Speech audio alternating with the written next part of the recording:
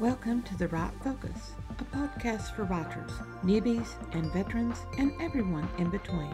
We're hosted by M.A. Lee with the assistance of Remy Black and Edie Rooms, all from Writers Inc. books. Our focus is productivity, process, craft, and tools. Each episode lasts as long as it takes to fix a quick dinner, drive a short commute, or take a brisk walk. Resources and links are in the show notes. Visit us at therightfocus.blogspot.com. Now, on to this week's episode.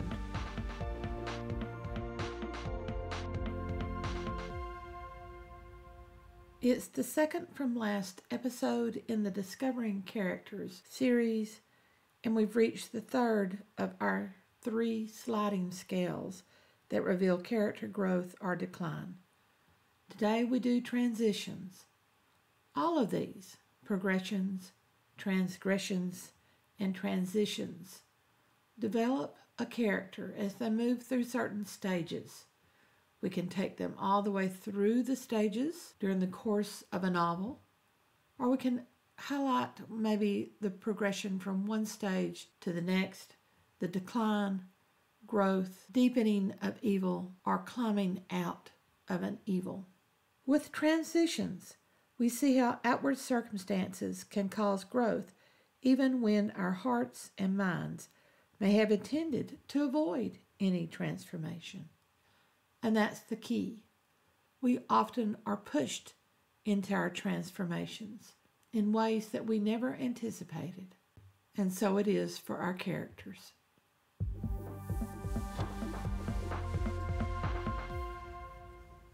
Transitions.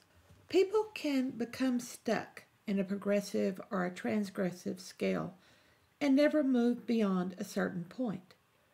They might remain at the safety level of Maslow's or be unable to overcome their envy of a coworker. 2 sliding scales propel people through their stages rather than gluing them at a certain point, as the 1996 Emma with Gwyneth Paltrow remains stuck in extrinsic esteem and nothing more. On these scales, people may linger at a plateau for years, but they will tip into the next stage. Circumstances cause growth, even when the heart and mind refuse to acknowledge any potential for transformation. Stages of grief. Often depicted as a circle, the stages of grief is not cyclical, it's a transition. A person doesn't fall back into grief after surviving each stage. The first modern expression of the stages of grief by David Kessler listed only 5. A 6th was added when Elizabeth Kubler-Ross joined his work. 1. Denial. 2. Anger. 3. Bargaining. 4. Depression. 5. Acceptance. 6. Meaning, which is the recent addition. Some people have now expanded the original 5 to 7. The 7 stages of grief from the Recovering Grief website list: 1. Shock and denial. 2. Pain and guilt. 3. Anger and bargaining. 4. Depression. 5. Adjustment. 6. Reconstruction. And 7. Acceptance and hope. Death is not necessary for a person to enter the grief stages. Any drastic life change, retirement, losing a longed-for opportunity, moving away from family and friends, major surgery, will cause an entrance into the stages. People move at different rates through each stage. Someone who has confronted multiple losses over several decades may move quickly, almost leapfrogging a stage or 2, yet then discover themselves struggling in unexpected ways after another traumatic event. A person who seems untouched and into the later stages may wake up weeping, having never really worked through the earlier stages. Multiple movements through the grief stages do not ensure an easier passage. The 6th loss may be much harder to bear than the 3rd one. Every loss is different. We writers can devote an entire novel or short story to a single character or multiple characters overcoming grief. Short stories by necessity may collapse or combine some stages. The 1991 episode Confession of the TV series Law and Order presented these stages of grief when police detective Logan, played by Chris Noth, was confronted by the murder of his partner Sergeant Greavy. His rage caused him to assault the criminal in order to force a confession, which created problems for the prosecutors. In Logan's scenes through the episode, he worked through each one of the 5 stages.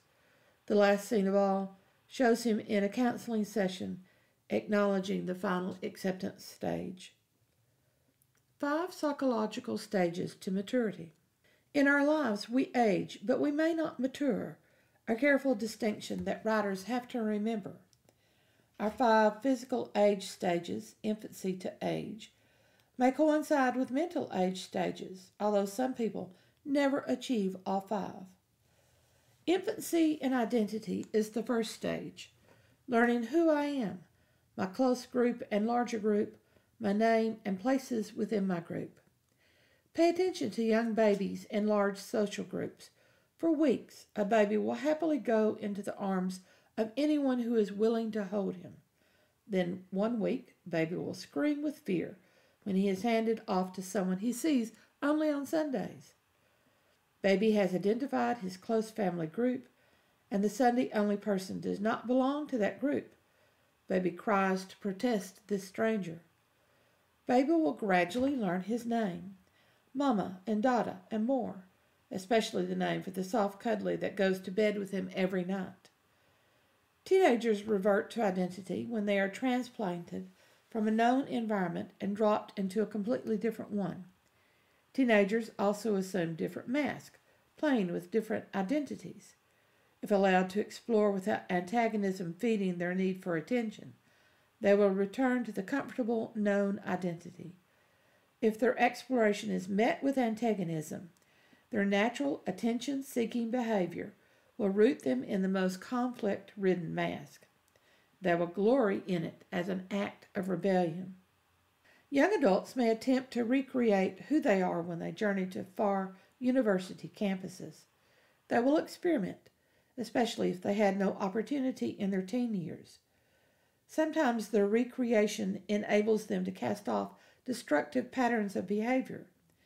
Once in their 20s, juggling job and living on their own, any change to behavior becomes extremely difficult. The second stage is childhood and training. Playing at work, accomplishing household chores, learning basic hygiene, social etiquette, and discovering cultural mores. Little children play with construction toys, stethoscopes, mini kitchen sets, and more. Little boys have tiny tools just like daddies. Little girls dress up like mommy. They mimic the things that they see adults do. We teach them to brush their teeth and to clothe themselves. We teach them not to burp at the table and shake hands. We sing the ABC song and recite nursery rhymes and fairy tales, most of which have lessons that adults need to go back and learn. Don't stare, we say. Help me pick up your toys. Can you count to 10? As they leave toddler age, we assign chores, more and more each year, to teach them how to take care of themselves and their living space. They learn to use the microwave. They learn to read and write and cipher at home and then at school. We teach them Santa Claus and fireworks and our sports affiliations. We encourage them to join T-ball and Little League and Heritage Girls and more. These are all the basic foundations for what will help them thrive as adults. Primitive culture had little extra knowledge that had to be learned, just refinements of the basics of hunting and gathering. In modern culture, we have extended childhood with 12 years of public education starting around age 6. We add things we want our children to know: the history of our country, the rudiments of natural and physical science, geography, the upper maths. We teach literature filled with the enduring truths of life. Third stage is youth, duties and responsibilities for self. When children are able to care for themselves without reminders from adults, when they take the initiative to do what they want and support themselves or add their support to the family group, Then we have the youth stage. When a 14-year-old has to be reminded to put his clothes in the laundry, he is not in the youth stage. When a 16-year-old saves her paycheck for a future trip, she is firmly in the youth stage. When a 21-year-old graduates college but still wants dad to pay for her apartment, gets a part-time job to pay for her weekly manicure pedicure, but wants mom to buy her clothes, she is still in the childhood stage, playing at being an adult. When an 11-year-old decides to mow lawns over the summer and use the money to pay for his Warhammer models, he's no longer in childhood. Modern civilization has used an extended educational system to push back adulthood and enforce it with child labor laws. I agree that teenagers should not need to work in unsafe conditions morning till night in order to support themselves. Don't mistake what I'm saying here. By pushing back adult thinking, we have delayed the maturation of our youth, especially those who think adulthood is about having a good time and only doing what you want to do. In primitive cultures, when children entered puberty, they were often initiated with rituals into adulthood. They were expected to take on adult responsibilities, while they would have received any additional instruction in hunting, using a bow and arrow, or participating in an elk hunt, or in gathering foods like how to avoid poisonous leaves and roots, while the flowers of the same plant are perfectly safe to eat. The youth were expected to support themselves without being dependent on others. In modern civilization, we have 30-year-olds still living at home, making a salary but offering none of it to their parents as rent or as help with the weekly food budget. We also have 13-year-olds who take on extra chores in the neighborhood so they can add a little bit of money to help their parents meet the mortgage payment. The 13-year-old is proof of maturation. The 30-year-old is not. Rant over. Fourth, the adult stage, duties and responsibilities for others. Being an adult is not only caring for yourself, but taking care of others. The best example is the man and woman who marry and begin to have children. Both support the family. Both participate in what has to happen for the family to be successful. When one parent leaves the home, gets a divorce, refuses to pay child support, or refuses to come around to see her children, they have fallen out of the adult stage. They may have never really entered it. Midlife crises occur when people want to abandon the adult stage and return to their youth. Devotion to a relationship and family is hard. It's much easier to care for yourself alone. Some people have small outbursts of the midlife crises. They need a van, but they buy a red sports car. They're struggling to pay for little Johnny's broken arm, but they go on a vacation and put it on the credit card. The final stage, which few achieve, is maturity, altruistic sacrifice, a willingness to sacrifice personal wants to help others to whom you have no duty or responsibility. I might call grandparents who have the full-time care of their grandchildren an example of this stage. The classic example is the foxhole soldier. He's with his buddies, sheltering from grenades and bullets during an attack. And a grenade is thrown into the foxhole. To save his buddies' lives, the soldier uses his own body to cover the grenade. That's sacrifice. But the grandparent is also sacrificing. At a time when they should be slowing down, many are working extra hours to pay for the unexpected advent of a teenager into the household. Teenagers are expensive. Here's an example of the stages of maturity. A short story by Dorothy Johnson, A Man Called Horse. The film doesn't develop the stages in the same manner as the short story does.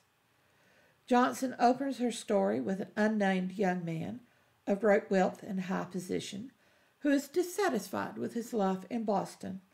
He obviously has esteem issues, for he wants to travel to the 1840s frontier where he will be treated like a king, for in the West, all white men are kings. And I quote the story. He is the perfect example of the cliché, rude awakening. First, The young man discovers that he is definitely not a king. His uneducated guides know more than he does, and they are unwilling to associate with him as a comrade. Then his group is attacked by a hunting party of the Crow tribe. The other white men who know how to defend themselves are killed. The young man, who is bathing, is beaten, then tied and forced to accompany the Crow. A fully grown man, he is like an infant emerging from the womb. Wet and bloody as a newborn, he enters the Crow world. Once with the entire tribe, he is given to an old woman as a slave. He learns her family and learns what his position in that group will be, little more than a beast of burden. He gives himself the name of Horse and counts himself lucky that he didn't call himself a dog, since the old woman kills the dog when it irritates her one time too many. This is the identity stage of a baby and entering the childhood stage. The young man, now Horse, has chores entrusted to him, just as children do. He learns how the Crow behave, and he is mocked when he makes mistakes. One such mistake is giving flowers to the old woman to gain her approval, acceptable for Boston, but not with the Crow, and she mocks him for it. He also learns the language. Learning to speak Crow enables him to ask small boys playing with bows and arrows to teach him this skill. All of this is his training for a life in the Crow tribe. Horse knows he must become self-sufficient to escape. He also cannot just leave and make his way across the prairie. He wants to return to Boston as a full-fledged member of the Crow, not an escaped slave. He has not overcome the esteem issues which started the story. Chance gives him an opportunity to strike a blow against an enemy, an action that proves him an adult. He also seizes the opportunity to enter the old woman's family as an equal by marrying her daughter, named Pretty Calf. In killing an enemy, Horse proves he can take care of himself. The youth responsibility for self stage. In marrying Pretty Calf, he enters the adult responsibility for others stage. Esteem issues continue to plague him. Now when he returns home, he wants to return with furs and horses, evidence of his elevated position in the tribe, proof for everyone in Boston that he became like a king. By delaying to accumulate wealth, he traps himself. Pretty Calf soon falls pregnant. Complacency keeps him with the Crow, learning more about the culture. He discovers what happens to people who have no one to help them or to be responsible for their continued life. He learns the reason that the old woman has lost so many of her knuckles, sacrificing vital parts of herself as evidence of her grief at the loss of family members, her husband, her sons, her parents. Then tragedy strikes. The old woman's last surviving son is killed.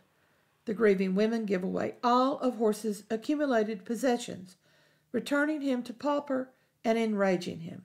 He determined to leave, except Pretty Calf goes into premature labor. By morning, she and the baby are dead. He has no longer any reason to stay. The old woman comes to Horse with a knife. She can no longer sacrifice a vital part, another knuckle, for that action will leave her crippled. She gives the knife to Horse. He slashes his arms, willing to scar himself as a symbol of grief for Pretty Calf. Yet he vows that he will never show his arms to anyone when he returns home. Then the old woman calls him something that she had never done before, son. This is an obvious request of him to stay and care for her. As he stares at her, he recalls the much shortened life of another old woman of the tribe, who had died because no one ensured she had food and shelter. Horse decides to stay, sacrificing a few years of his freedom, for her life is as important as his. The last story paragraphs reveal that he goes home in 3 years. He says only that, I lived for a while with the Crow. It was some time before I could leave. They called me Horse, unquote. He did not find it necessary to either apologize or to boast, because he was equal to any man on earth. Another quote. esteem issues resolved because of his sacrifice for the old woman. You can find A Man Called Horse by Dorothy M. Johnson online. It used to be anthologized, but most textbook publishers are avoiding longer short stories like this one. Read the story as a writer, seeing Johnson's details as she drew her protagonist through each of the 5 stages, all the way to altruism and self-sacrifice for others.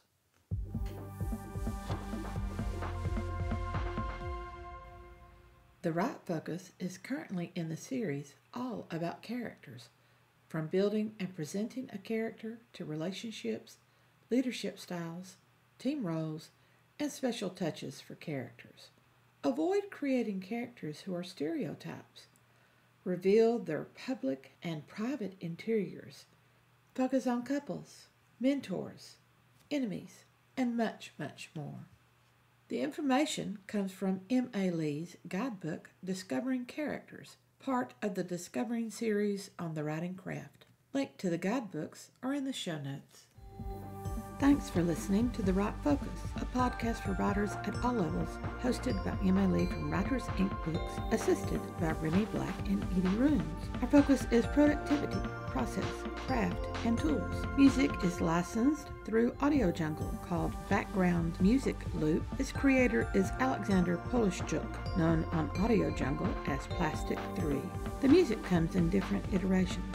Show notes and resource links for this and other episodes can be found at therightfocus.blogspot.com. Write to us at winkbooks@aol.com when you have questions, comments, and speculations. We will try to answer you as quickly as possible. By the way, we will not mind your email address. That's rude. If you find value in our content, share with your writing friends or write a review. We're small beans here without the advertising budget of the big peeps, and you can make a difference. And whatever occurs, write on.